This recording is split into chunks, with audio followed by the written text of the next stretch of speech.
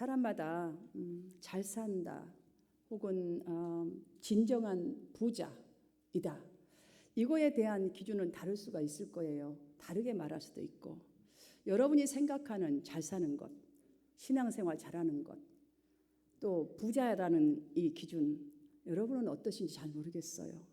흔히 이 부자에 대한, 잘 산 것에 대한 이 질문을 묻는다면 경제적인 면에서 치중해서 주로 대답을 하는 경우가 참 많지요.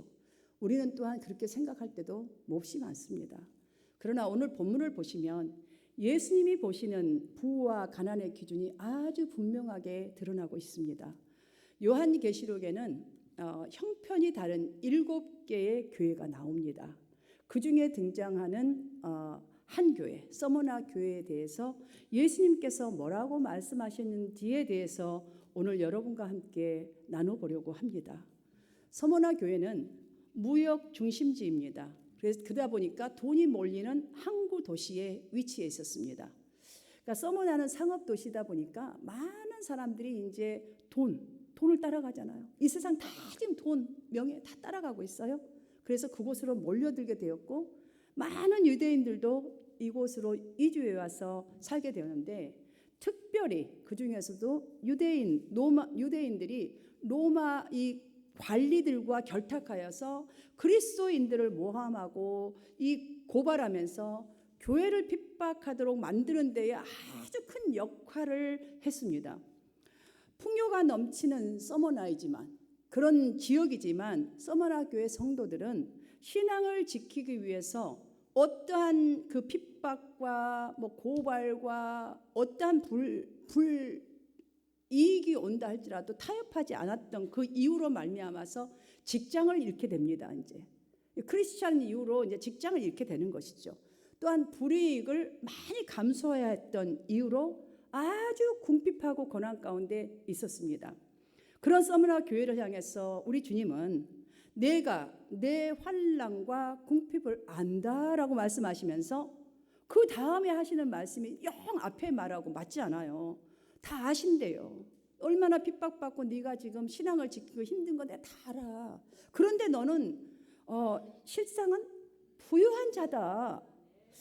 이 본문의 이 말씀은요, 어떤 말씀인가? 우리가 보면 지금 신앙 때문에 내가 주일날 일을 안 하니까 돈을 못 벌어요. 또한 이 일을 감수해야 되니까 내 에너지와 시간을 소비해야 되고, 때로는 물질도 스페인해야 된단 말이죠.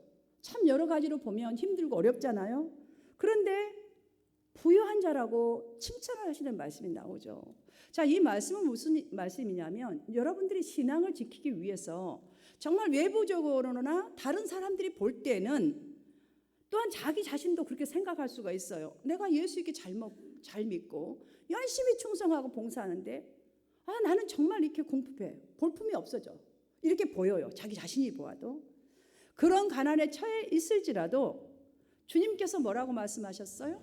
실상 너희는 부유한 자라라는 이 말씀은 서머나 성도들이, 교회 성도들의 신앙만큼은, 그들의 신앙만큼은 정말로 주님께서 칭찬하실 만한 그런 수준이었다라는 말씀이에요. 내가 인정한다. 너의 믿음은, 너의 겉모습은 볼품이 없고 비록 이런 모습이라 할지라도 우리가 꼭 프로페셔널만 찬양을 해야 합니까? 뭐가 잘해야만이 PPT 이런 거 해야 합니까? 이 하시는 분들 보면 하나도 모르는 분들이 막 죽으라고 배우고 왜 저렇게 해야 되나 이해가 안 되는 거 많죠. 굳이 저렇게까지 누가 알아준다고. 자, 내가 봐도 진짜 누가 알아줘? 아무도 안 알아줘. 알아주는 사람이 없어. 그럼에도 불구하고 그 궁핍한 마음, 이렇게 힘든 것 감수하는 것은 누가 인정해요? 주님이 인정한대요. 주님 부자래요. 그 사람이. 여러분 위로받으시기를 바랍니다. 그런데 이 말씀 다음에 굉장히 의미심장한 말씀이 나오는데, 저는 이 말씀에 귀를 좀 기울였으면 좋겠어요. 자, 이 말씀 다음에 곧바로 주님께서 하시는 말씀이, 자칭 유대인이라고 하는 자들을 예수님은 사단의 회당이라고 말씀하셨어요. 자칭 유대인이라고 하는 자들이란 말의 의미는 말끝마다 하나님, 말끝마다 하나님. 예배, 복음. 율법을 온원하고, 이렇게 살아야 돼. 맞아. 이렇게 봉사해야 돼. 이렇게 해야 돼. 또 열심도 해요. 겉으로 볼 때 열심히, 겉으로 볼 때는 종교적 행위도 신실해요. 그러니까 사람들이 볼 때 겉에 드러나는 것은 너무너무 신실한 하늘나라의 선민 같아요. 하나님 백성 같단 말이에요. 근데 주님은 뭐라고 말했어요? 이들을 실상은 사단의 무리라라고 말한 거예요. 사단한테 완전히 조종받고 있는 사단의 무리다. 그럼 여러분들 여기서 이런 퀘스천을 저는 가져봐야 된다고 봐요. 자칭 하나님의 백성이라고 이렇게 자부하는 사람이란 말이죠. 나는 하나님의 백성이요, 말씀을 아는 사람이요, 봉사를 어떻게 해야 되는지 아는 사람이라는 것이죠. 그런데 왜 이런 사람들이 신앙생활을 막 시작하는 초대교회 성도들을 이렇게 괴롭히는 것일까? 하나님을 잘 믿는 사람이잖아요. 지금 겉으로 드러나는 이 신실한 행함이 믿음이 대단한 사람 같이 보이잖아요. 말씀을 아는 사람인데 왜 이렇게 앞잡이들처럼 더 힘들게 하는 이 일에 그들은 쓰임받아야 할까? 왜 괴롭히는 걸까? 또 다음 하나의 저의 퀘스천은 왜 하나님은 이런 사람들은 가만히 두는 것일까? 가만히 두면 안 되잖아요. 선민이라잖아. 본인도 난 하나님의 백성이야. 하나님 나를 부르셨어.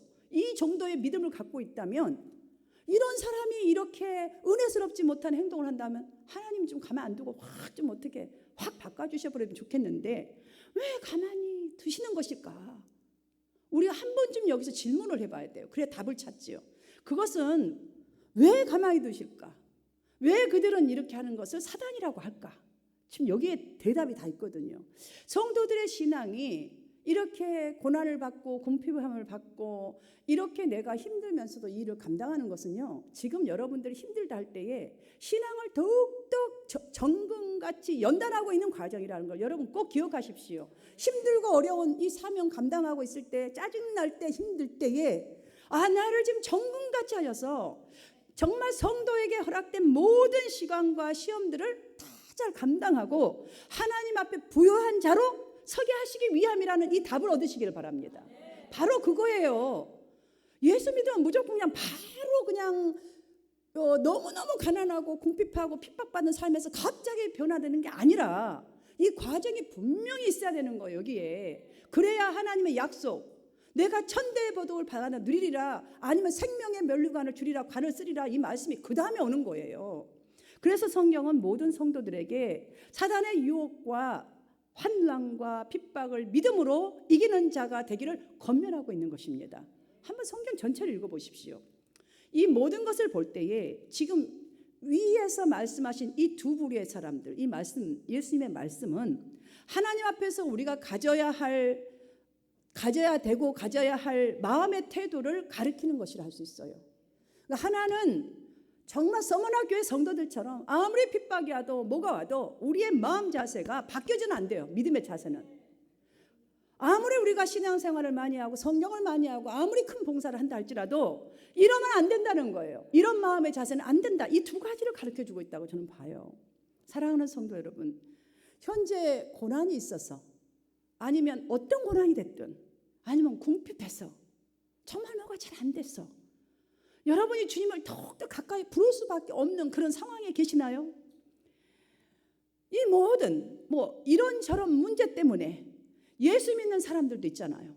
자, 그렇다면 이런저런 모든 것, 우리 모두는요 감사해야 되는 거예요. 지금 무슨 이유를 가지고 교회 나와서 예배하든지 간에 감사해야 돼. 왜냐하면 비록 지금 내가 봐도 내가 처참해, 겉으로 보아도 가진 것도 없고 정말 별 볼 일 없어도, 고난 때문에 힘들어도, 힘들게 보여도, 사랑하는 성도 여러분, 여러분이 진정한 예배자라면, 주님이 인정해 주시는 신앙생활을 하고 계신다면 우리는 결코 가난한 자가 아닙니다. 실상은 부요한 믿음이라고, 존귀한 사람이라고 주님은 분명히 말씀하고 있는 것에 여러분 위로받으시고 힘을 내시고 정신을 바짝 차리고 신앙생활 하시기를 바랍니다. 그러므로 사람들이 보기에 나가 어떠한가, 남이 나를 어떻게 보는가, 이거 중요한 게 아니에요. 내가 나를 보기에 어떠한가, 이것도 중요한 것이 아니에요. 주님 보시기에 내가 지금 하는 이것이 어떠한가, 그 실상이 더 중요하다는 거예요. 서머나 교회는 오늘날 현대인들이 가장 싫어하고, 나도 싫어하고 여러분도 싫어하는 고난, 핍박, 정말 예수님 하나 믿는다는 이유로 여러분들 많은 고난이 있을 거예요. 금요일날 예배 오자니 좀 더 남들하고 얘기하면 저 리얼에스트 하시는 분은 한마디라도 하면 내일 일이 조금 줄어드는데 올라오면 그것도 핍박과 고난일 거예요. 한마디로 나에게, 내 자신에게는. 여러분들 금요일 날 뭐 예배 올라면 또 누가 가서 그냥 내가 좋아하는 거 쫙 하면 스트레스 풀리는 것 같은데 예배 오면 힘들어. 이 설교는 마음에 안 드는데 이는 뭐 가야 되나? 뭐 이런 거 있잖아요. 이게 다 우리에겐 고난들인 거예요. 고난이 꼭 누가 남에게 와서 꼬집고 뭘 해서가 아니라 이런 게 우리에게 다 고난이다, 십자가다 생각을 하십시오. 자, 우리가 제일 싫어하는 것을 지금 이 서문화교회가 갖고 있다는 거예요. 그것이 가난한 서문화교회. 지금 우리가 이 정도로요 가난한 사람들이란 거죠. 하지만 이거를 이기고 여러분들이 지금 오늘도 예배 나오셨습니다. 주님께서는 지금 받고 있는 고난을 견디며 지금 내가 유혹받고 있는 이것들을 짝짝짝짝 견디면서 정말 이렇게 왔다라는 이 자체를 주님이 뭐라고 그랬어요? 부요하다라고 칭찬하셨습니다. 그러므로 오늘 말씀을 통해서 어떤 게 진정으로 잘 사는 것인지, 어떤 게 진정으로 신앙생활을 잘하는 것인지, 특별히 주님이 어떤 것을 부요하다고 생각하는 평가기준, 주님의 평가기준은 무엇인지를 살펴보고 우리 모두가 정말 그 부요함의 기준이 정말 좀 분명해졌으면 좋겠어요. 정말 부자가 어떤 것인지, 하나님의 축복의 사람이 어떤 신앙인지 분명해져서 여기에다 맞추고 살아가는 저와 여러분이 되기를 간절히 바랍니다. 그러기 위해서 이들이 부요하다고 칭찬받는 그 이유 먼저 살펴보도록 하겠습니다.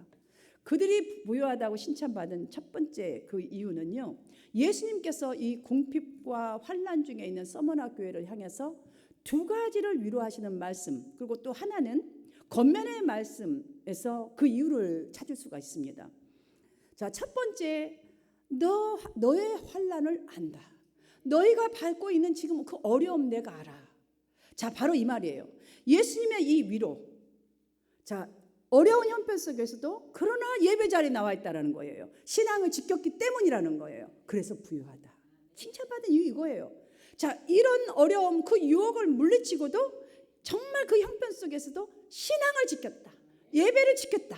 이것 때문에 칭찬받은 이유고, 다음으로 실상은 부유한 자니라 라는 이 위로의 말씀. 정말 그들이 여러 가지로 이런저런 것으로 가난해졌어요. 궁핍해졌어요. 힘들어요 지금. 그랬지만 그럼에도 불구하고 서로 그래도 내가 저 사람한테 마음에 안 드는 거 많아. 또 이것도 정말 좀 짜증나서 놓고 싶어. 그런데도 서로 섬겨요. 자, 이렇게 서로를 위로해주고 서로 섬기고, 초대교회 성도들이 그거였잖아요. 없는 중에도 내 것을 내 것이라 하지 아니하고 네 것 잘났다 하지도 않았고 내 것 잘났다고 하지도 않았어요. 서로 섬겼어요. 이런 거룩한 삶을 살았습니다. 바로 그들의 이 거룩한 삶이 영적으로 부유한 자이기 때문에 부유한 자니라 라고 말씀해 주신 것입니다. 그리고 마지막으로 죽도록 충성하라는 이 겉면이에요. 당부하신 이 말씀. 이미 환난을 잘 이기고 있다는 거예요. 잘 이기고 있지만은 그러나 여기서 끝나는 것이 아니에요. 여러분들 어떤 환난 지나면 거기 딱 끝났다면 좋겠지만 우리의 인생이요, 주님 부르는 그날까지는 절대 평안하지가 않아요. 또 다른 환난을 이겨야 하는 교회이기 때문에, 자, 하나님의 백성들이기 때문에 우리는 세상 가운데 살고 있잖아요. 그래서 주님은 이렇게 당부하신 것이에요. 바로 여기서 찾으세요. 10절 말씀을 보십시오. 내가 장차 받을 고난을 두려워하지 말라. 볼지어다 마귀가 장차 너희 가운데서 몇 사람을 옥에 던져 시험을 받게 하리니 너희가 10일 동안 환난을 받으리라. 내가 죽도록 충성하라. 그리하면 내가 생명의 면류관을 내게 주리라. 이 겉면의 말씀 한번 여러분 자세하게 잘 보실 필요가 있습니다. 자, 지금 이 말씀을 자세하게 보면 가장 먼저 찾을 수 있는 것이, 지금 현재 가난한 것도 힘들어 죽겠는데 장차에 지금 볼지어다 장차 고난을 받을 것이라 그랬잖아요. 고난을 두려워하지 말라, 이 말씀을 보십시오. 고난을 지금 앞두고 있어요. 또 고난 끝났다고 끝난 게 아니에요. 또 있다라는 거예요. 그러면서 또 한 가지를 찾아볼 수 있는 거예요. 교회 지도자 중 몇 사람을 옥에 던져서 10일 동안 시험을 받게 할 것이라, 이런 거 있잖아요. 이 말씀. 그럼 10일 동안의 환난이란 이 무슨 뜻인가? 주님의 말씀은 10일 동안 환난. 여러분 여거에 대한 뭐 이렇게 견해들은 굉장히 신학자들이 많이 나와 있습니다. 이 얘기를 하면 또 20분씩 가야 되니까 한마디로 딱 한 가지 분명한 것은 이 고난이 영원하지 않는 것이라는 거예요. 여러분들, 여러분이 지금 받고 있는 고난들, 여러분이 지금 이 무슨 사역을 하면서 받고 있는 힘든 것들은 오래까지 그거 가지 않아요. 스타발라 분명히 있고 끝난 날 했어요. 그러니까 고난이 영원히 지속되지 않을 것이니까, 그러므로 더 중요한 것은 지금 받은 고난을 이긴 것처럼 또 고난이 닥쳐올 이 고난을 이기면 반드시 내가 생명의 면류관을 내게 주리라, 이 말씀을 기억하라는 거예요.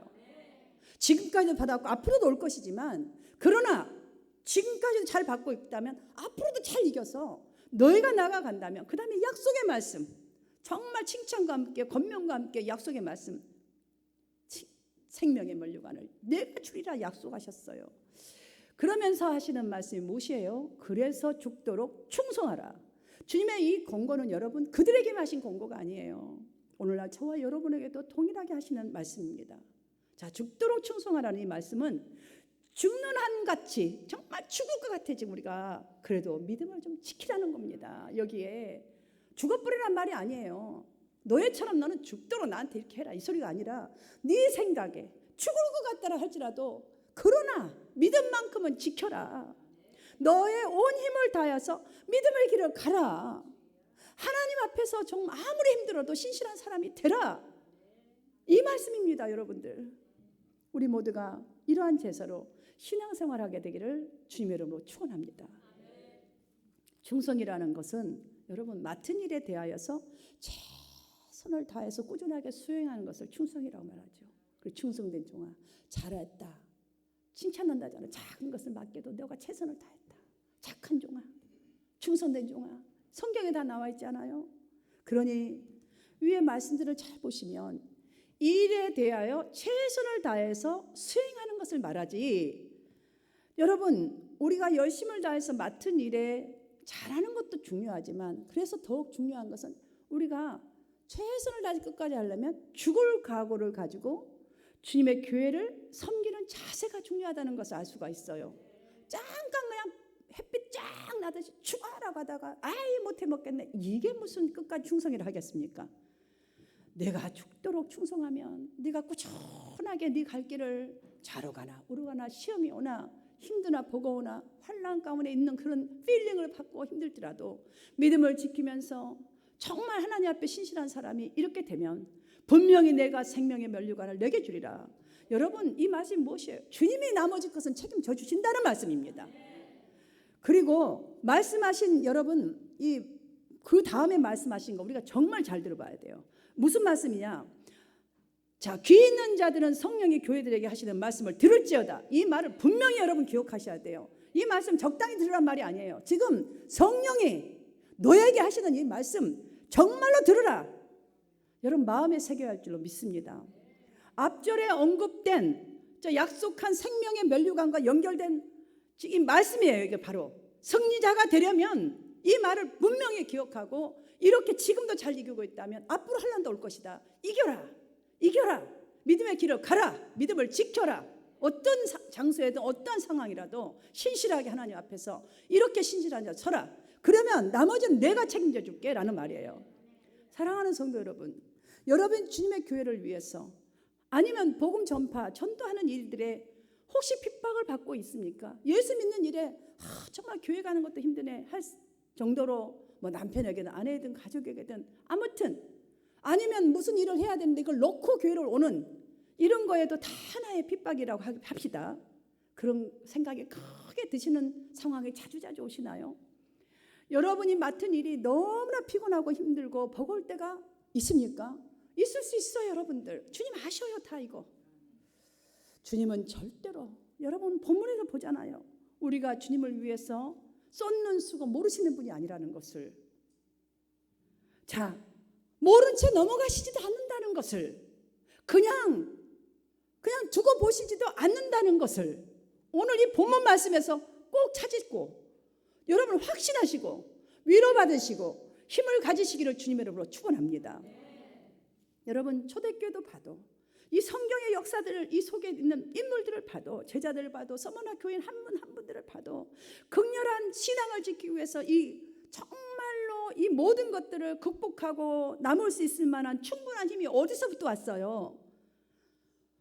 그들은 당하는 모든 환난들을 다 이기고 남을 그 힘이 어디서부터 왔냐고요.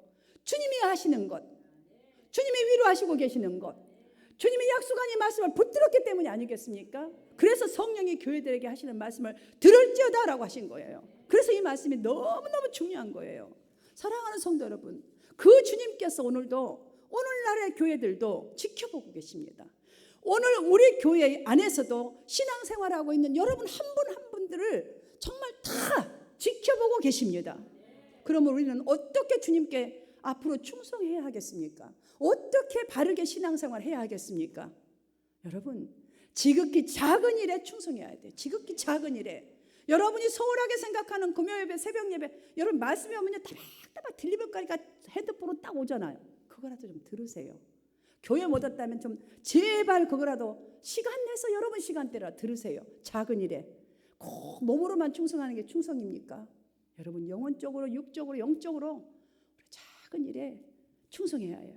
대체로 사람들은 작은 것은 하찮게 여깁니다. 큰 것을 소중하게 여기죠. 왜 이런 경향이 있을까요? 큰 것은 좀 드러나잖아요. 시편 71편 18절을 보시면 쭉 한번 여러분 읽어보십시오. 하나님의 성전을 귀히 여기고, 그러니까 예배를 귀히 여기고 하나님의 이 성전에서 주의 주신 직분을 귀히 여기면서 섬기는 것이 확실한 미래를 준비하는 가장 좋은 길이라고 말씀해 주는 구절이 거기서 찾을 수가 있습니다. 사랑하는 성도 여러분, 살아있는 교회는 말씀만 듣는 귀만 있는 교회가 아닙니다. 살아있는 교회는 봉사의 손이 넘쳐야 돼요. 봉사의 작은 봉사의 손길들이 다 니나 할 것 없이 다 넘쳐야 돼요. 선교의 일이 넘치는 교회, 전교 일이라면 펜이 하나라도 집어넣고 내가 어떻게 기도 하나를 하고 같이 하는 교회. 찬양이 정말로 찬양 부를 때는 뭐 곡조 틀리면 어때요? 여러분 꼭 잘 불러야 찬양하나요? 못 불러도 괜찮아요. 그럼 할머니들은 뭐 찬양하지 말아야 되겠네요. 노인들은 박자도 못 맞추는데 못하면 어때요? 찬양이 넘치는 교회, 말씀을 들을 때 아멘으로 화답하는 교회, 말씀을 듣고 아멘으로 화답하고 끝나는 것이 아니라 실천하는 교회, 이게 살아있는 교회예요. 여러분 충성에 해당하는 헬라어를 제가 찾아보니까 단지예요. 맡은 바 본분에 충성한다라는 뜻이지 거기에 큰일 작은 일을 어떻게 하라라는 말씀이 하나도 없어요. 그러니까 작은 일이든 뭐든 다 그냥 내가 이 시간 있다면, 제가 아까 핸드폰 꺼라 했잖아요. 이 시간에 충실히 하는 거예요. 이거 말씀에 그냥 귀를 쫙 열고 들어야 되는 거예요. 그러니 크냐 작냐 그 마음과 그것보다 우리의 마음과 정성의 믿음을 보시고 하나님이 보시고 축복해 주신다는 사실을 분명히 아시고, 우리는 아무도 관심을 갖든 말든 작은 일에서부터 관심을 가지고 배려하면서 충성된 종들로 문지방에 달아지는 교회가 되어야 할 줄로 믿습니다. 다음으로는 정말 내가 맡겨진 작은 일이라면 노하지 마시고요. 딱 맡겨진 일에 충성해야. 여러분 복 받고 싶잖아요. 우리 다 복 받아야 돼요. 하나님은 원래 복이에요. 우리가 구원하는 것은 영혼의 복, 우리의 물질의 복, 뭐 다 책임져 주신다잖아. 이게 있는데 앞에서 우리가 해야 될 건 있어요. 분명히. 그러니까 맡겨진 충성을 해야 되는데 우리는 여기에서 다 걸려 넘어져요. 다 위적을 해요. 왜? 내 것이 막 여기 있는 것이 더 바빠 죽겠어요. 사도 바울이 뭐라고 말합니까? 맡은 자들에게 구할 것은 충성이라고 이렇게 말을 했지요. 맡겨진 일이 비록 여러분 뜻과 내 뜻과 맞지 않을 때도 있어요. 때로는 내가 하기 참 버거울 때도 있습니다.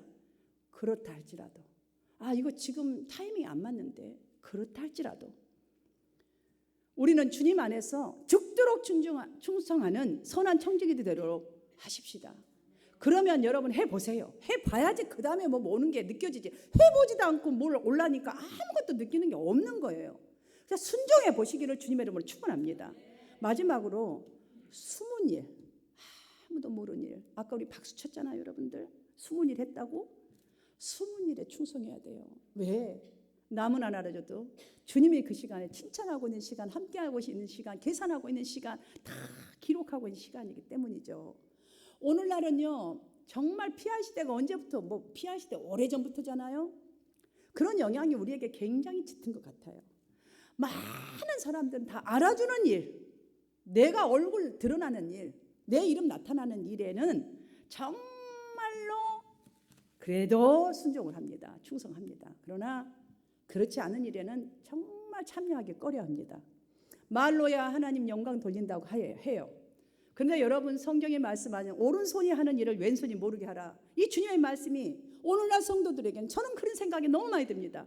허공을 울리는 말뿐이 된 것 같아요. 말뿐이라고 해도 과언이 아닐 만큼 직분자 중에서도 숨은 일에 최선을 다하는 자를 만나기가 너무너무 힘들구나. 정말 이게 너무 가슴이 아픕니다. 이런 미련한 종도 이렇게 가슴이 아픈데 하나님은 어떨 것 같으세요? 사랑하는 여러분, 그러나 예수님께서 서머나 교회를 향해서 말씀하시는 것을 보면 정말로 확실해지는 것은 진정 모든 것을 세밀한 부분까지도 감찰하시고 은밀한 중에도 지켜보시는 이 하나님, 그거를 계산하시고 약속의 말씀을 주시기를 원하시는 하나님이 깨달아집니다. 사랑하는 여러분, 충성은요 강요가 아닙니다. 충성은 마음에서 우러나는 것이 충성이지 강요가 아니에요. 여러분, 충성은 우리가 주 안에서 하는 충성 똑바로 알아야 돼요. 사람에게 하는 것이 아닙니다. 여러분들, 저에게 하는 게 아니에요. 하나님께 하는 거예요. 하나님께. 사랑하는 성도 여러분, 기억하십시오. 경기가 종료되면 종료되는 언제나 평가가 있든 아니면 시상식이 있죠. 그러므로 우리 교회는 실상은 부유자라, 이렇게 부유자가 되어서 서머나 교회가 받았던 놀라운 축복을 이 땅에 선포하는, 이렇게 선포되어지는 교회가, 교훈을 주는 교회가 되기를 바라면서 충성하는 자가 받을 복이 무엇인지를 저는 말씀을 드리고 정리하면서 설교를 마치려고 합니다. 자, 충성된 자, 오늘 본문을 통해서 본다면 첫 번째로 많은 것을 맡기는 복을 받습니다. 성경에 보면 잠언서 28장 20절에는 충성된 자는 복이 많이 받는다. 이미 구약에서도 충분하게 나와 있지만 마태복음 25장 21절을 보시면 주님은 잘하였도다, 착하고 충성된 종아, 내가 작은 일에 충성하였으며 내가 많은 것을 내게 맡기리라. 그러면서 하시는 말씀이 뭐죠? 내 주인의 즐거움에 참여하리라 그랬어요. 주님과 완전히 그냥 좀 찬양하면서 얼마나 그 높이 올려주셨어요. 한번 보십시오. 두 번째, 그의 자손들이 축복을 받습니다. 여러분, 너무나 잘 아는 출애굽기 20장 6절도 나를 사랑하고 내 계명을 지킨 자에게는 천대까지 은혜를 베푸느니라 했어요. 저와 여러분의 역할이 매우 중요합니다. 여러분, 자손들 다 복받기를 원하시잖아요. 저와 여러분의 역할이 얼마나 무겁고 중요한지 이 시간 꼭 깨닫고 돌아가시기를 바랍니다. 세 번째, 다른 사람을 지도하게 되는 복을 받습니다. 자, 디모데후서 2장 2절에는 또 내가 많은 증인 앞에서 내게 들은 바를 충성된 사람들에게 부탁하라. 그들이 또 다른 사람들을 가르칠 수 있으리라. 이렇게 말씀하셨어요. 여러분들 모두가 진정으로 작은 일이든 큰 일이든 맡겨진 충성하셔서 정말 하나님께서 주시는 지혜와 명철과 믿음으로 모든 사람들 은혜로 가르치고 세워가는 여러분 되시기를 바랍니다. 네 번째로는 생명의 면류관을 받습니다. 본문 10절 마지막 부분을 보면 내가 죽도록 충성하라, 그리하면 내가 생명의 면류관을 주리라. 여기 생명의 면류관이란 시들지 않고 정말 영원하게 있는, 그러니까 즉 무슨 말이냐면 가치와 명예를 말하는 거예요. 여러분들, 그냥 시들지 않다니까 썩어 없어지는 거 아니고 그냥 있는 건가 보다, 이 정도 하지 마세요. 가치와 명예, 여러분의 가치, 여러분의 명예 하나님이 올려주셔야 돼요. 우리가 아무리 올라가 봤자 어느 한순간에 딱 해버리면요 그냥 거꾸로져야 되는 거예요. 정치를 보세요, 사회를 보세요, 이 땅을 보세요, 우리의 생명을 보세요. 우리가 마음대로 되는 게 있던가요? 올라갔다면 어느 날 나도 모르는 사람이 내려갈 때가 많습니다.